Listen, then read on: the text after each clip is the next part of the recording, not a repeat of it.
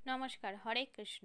মহাভারতের কর্ণ ভগবান শ্রীকৃষ্ণকে জিজ্ঞাসা করেছিলেন, আমার জন্মের মুহূর্তে আমার মা আমাকে ছেড়ে চলে গিয়েছিলেন। অবৈধ সন্তান হিসাবে জন্মগ্রহণ করাই কি আমার দোষ? আমি দ্রোণাচার্যের কাছ থেকে পড়াশোনা করিনি, কারণ আমাকে ক্ষত্রিয় বলে স্বীকার করা হয়নি।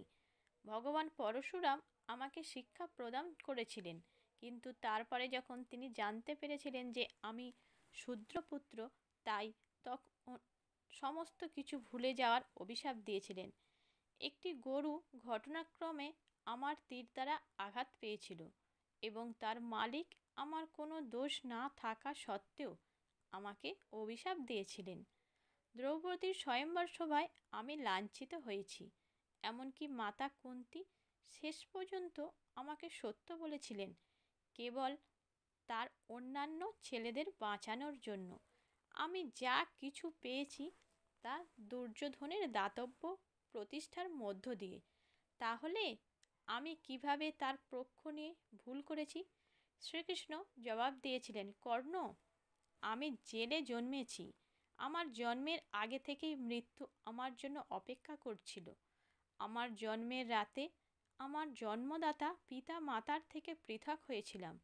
শৈশব থেকেই তুমি তলোয়ার, রথ, ঘোড়া, ধনুক এবং তীরের শব্দ শুনে বড় হয়েছ। আমি হাঁটতে পারার আগে থেকেই কেবল গরুর গোয়াল, গোবর এইসব নিয়েছিলাম। সেনা নেই, শিক্ষা নেই। আমি লোকেদের বলতে শুনেছি তাদের সমস্ত সমস্যার কারণ নাকি আমি। যখন তোমরা সবাই আপনার শিক্ষকদের দ্বারা তোমাদের বীরত্বের জন্য প্রশংসিত হচ্ছিলে, তখন আমি কিন্তু কোনো শিক্ষাই পাইনি।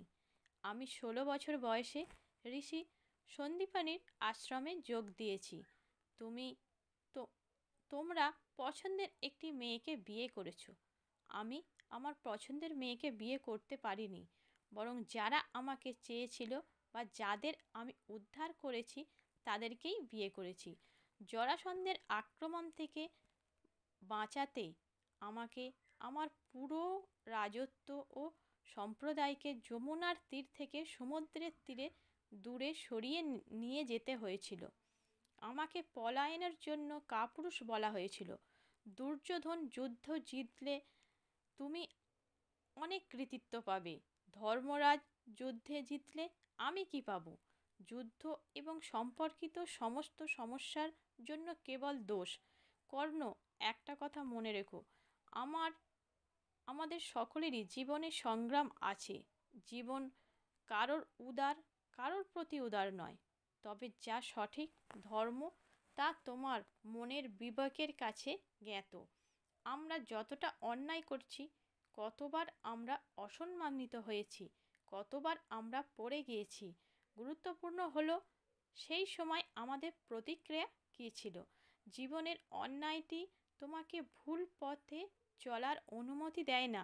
সর্বদা মনে রাখবে, জীবন কখনো কখনো কঠিন ও কঠোর হতে পারে, তবে আমাদের ভাগ্য বা নিয়তি আমরা যে জুতো পরে থাকি তা নির্মাণ করে না, তবে আমরা যে পদক্ষেপ নিয়ে থাকি তার দ্বারা তৈরি হয়। হরে কৃষ্ণ।